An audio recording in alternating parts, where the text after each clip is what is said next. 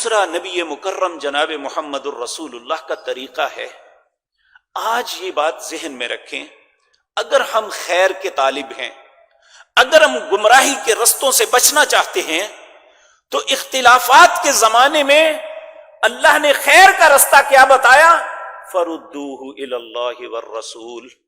سب کے سب اپنے معاملات، اپنی خوشی، اپنی غمی، اپنے گھریلو معاملات، اپنے معاشرتی معاملات، اپنی تجارت، اپنی سارے معاملات، اگر خیر کو طالب ہو، اگر چاہتے ہو کہ ہمیں زندگی میں خیر ملے، تو فردوہ الی اللہ والرسول.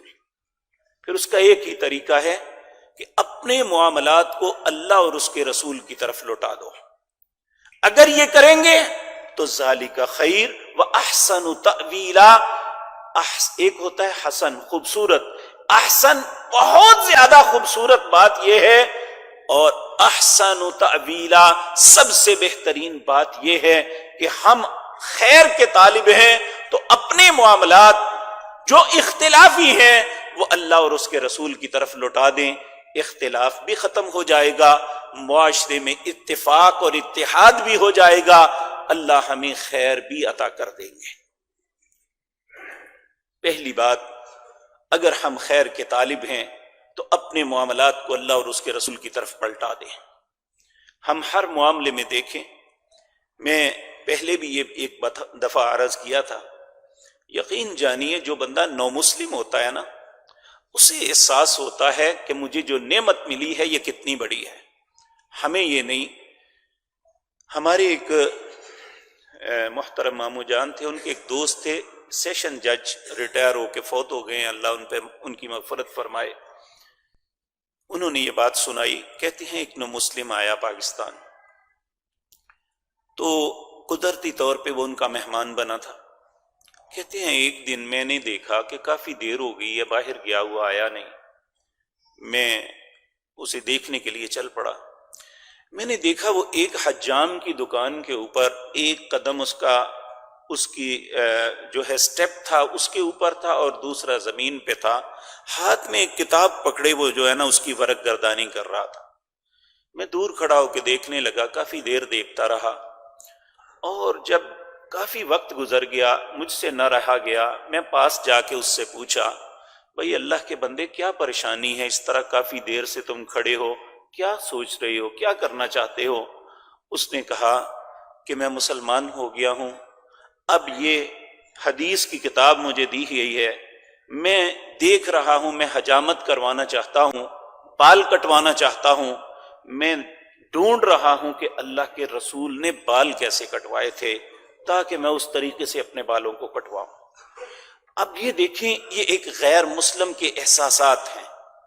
میں اللہ کا واسطہ دے کے کہتا ہوں، اپنے آپ سے بھی سوال کرتا ہوں، آپ سے بھی، کیا ہماری سوچ ایسی ہے کہ ہمیں احساس ہو کہ اللہ کے نبی صلی اللہ علیہ وسلم ہمارے لیے کتنی قیمتی حیثیت رکھتے ہیں، ان کے جتنے احکام ہیں ہمارے لیے ان کی حیثیت کیا ہے، کہ ہم اپنے ہر معاملے میں دیکھیں کہ ہمارے نبی کا فرمان کیا ہے، ہمارے اللہ کا حکم کیا ہے.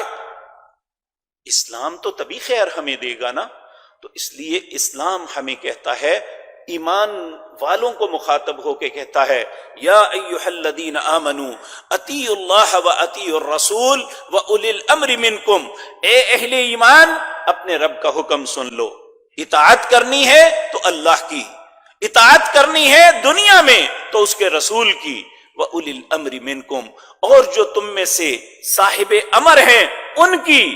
فَإِن تَنَازَعْتُمْ فِي شَيْءٍ، کسی بھی چیز میں جب آپس میں تمہارا تنازع ہو جائے، باہم ہو جائے، یا حکام کے ساتھ ہو جائے یا اپنے عالم دین کے ساتھ ہو جائے، تو پھر کیا کرنا ہے؟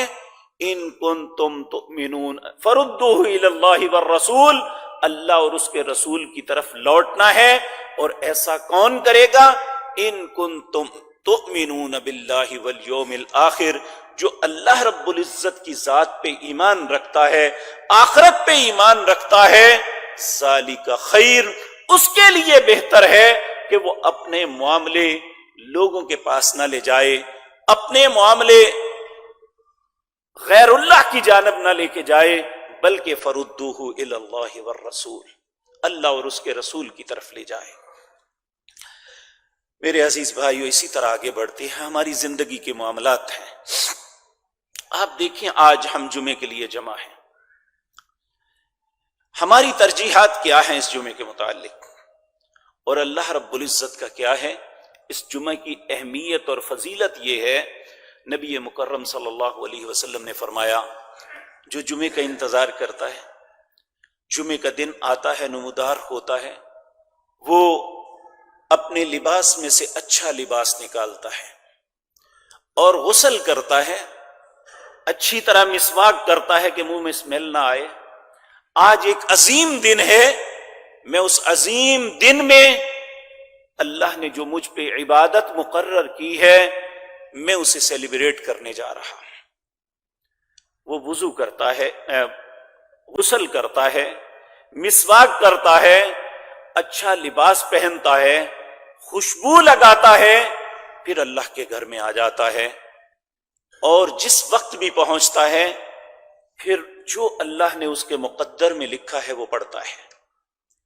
جب تک امام منبر پہ نہیں آتا 2 4 6 8 متعین سنتیں نفل نہیں ہیں جمعے سے پہلے، نبی کریم نے فرمایا جو اللہ نے تمہارے مقدر میں لکھا ہے پڑھو۔ جب اکتاہٹ محسوس کرو تو بیٹھ جاؤ، تو جو اللہ نے مقدر میں لکھا ہے پڑھتا ہے۔ جب امام منبر پہ آتا ہے تو غور سے اس کی بات سنتا ہے، نہ باہم باتیں کرتا ہے، نہ کسی چیز سے کھیلتا ہے، اور جب وہ خاموشی کے ساتھ خطبہ سنتا ہے پھر اس کے بعد 2 رکعت نماز پڑھتا ہے، اس نے ایک اتنا عظیم عمل کیا ہے۔ نبی کریم صلی اللہ علیہ وسلم نے فرمایا پچھلے جمعے سے لے کر اس جمعے تک اور آئندہ 3 دن 10 دن کے اندر جتنے گناہ اس سے ہوئے تھے اللہ سب معاف کر دیتے ہیں۔ اب سوچیں، یہ ایک بلائی ہے، ایک خیر ہے جو ہم طلب کرنے کے لیے اللہ کے گھر میں جمع ہوئے ہیں، تو ایک اس کے مقابلے میں ہمارا کام ہے، ہمارے کاروبار ہیں، ہمارے بچوں کی تعلیم ہے، ہمارے دوسرے معاملات ہیں۔ اللہ رب العزت وہ خیر کسے کہتے ہیں اور ہم خیر کس کو سمجھتے ہیں؟ یہ سورۃ جمعہ ہے، 28واں پارہ ہے۔ اللہ فرماتے ہیں یا ایھا الذین آمنوا اذا نودی للصلاۃ من یوم الجمعۃ فاسعوا الی ذکر اللہ وذروا البیع۔ اہل ایمان، جب تمہیں جمعے کے لیے پکارا جاتا ہے، بھاگتے جلدی کرتے ہوئے اللہ کے ذکر کی جانب آ جاؤ، اور جتنے کاروبار و زندگی ہیں سب کو کفل لگا دو، بند کر دو، چھوڑ دو ان کو۔ ذالک خیر، تمہارے حق میں یہ بات بہتر ہے۔ کاروبار کرنا بہتر نہیں ہے، یہ بہانہ بہتر نہیں ہے کہ بچہ سکول گیا ہوا تھا، میں اسے لینے گیا تھا اس لیے جمعہ رہ گیا، یا ہم ایک لائن بنا لیں کہ پہلے میں پڑھاؤں، پھر دوسرا جائے، پھر تیسرا جائے، پھر چوتھا جائے۔ اللہ کہتے ہیں وذروا البیع، جب جمعے کی اذان ہو جاؤ تو بند کر دو سب کچھ، نہ کوئی گھر کا کام، نہ کوئی کاروبار کا کام۔ وذروا البیع، سب کچھ ڈسکنیکٹ کر دو، توڑ دو ہر چیز کو، صرف کنیکٹ کرو تو اپنے رب کے ساتھ رابطہ کنیکٹ کرو۔ یا ایھا الذین آمنوا، اے لوگو جو ایمان لائے ہو، اذا نودی للصلاۃ، جب پکارا جائے تمہیں جمعے کی نماز کے لیے، یوم الجمعہ، فاسعوا، پھر جلدی کرو، دیر نہیں ہونی چاہیے۔ یہ انتظار نہیں کرنا چاہیے کہ خطبہ آخری ہوگا، تھوڑے سا وقت رہ جائے گا، 2 رکعتیں پڑھ کے آ جائیں گے۔ یہ میرے بھائیوں ممکن ہے فرض تو ادا ہو جائے، لیکن وہ فضیلت جو آغاز میں آ کے بیٹھے لوگ حاصل کر چکے ہیں وہ نہیں پا سکے گا۔ جو خطبہ شروع ہونے سے پہلے لوگ تشریف لائے تھے ان کے نیکی کو کوئی نہیں پہنچ سکتا۔ نبی مکرم صلی اللہ علیہ وسلم نے فرمایا اس کی گھڑیاں ہیں، جب تک امام ممبر پہ نہیں آتا فرشتے مسجد کے دروازے پہ رجسٹر لے کے کھڑے ہوتے ہیں۔ جو شخص جس ٹائم پہ داخل ہوتا ہے، اگر پہلے آنے والوں کے لیے اونٹ کی قربانی کا ثواب لکھ دیا جاتا ہے۔ ناظرین، امید ہے کہ آپ کو ہماری ویڈیو پسند آئی ہوگی۔ صدقہ جاریہ کی نیت سے ویڈیو کو شیئر کریں، زیادہ سے زیادہ چینل کو سبسکرائب کریں۔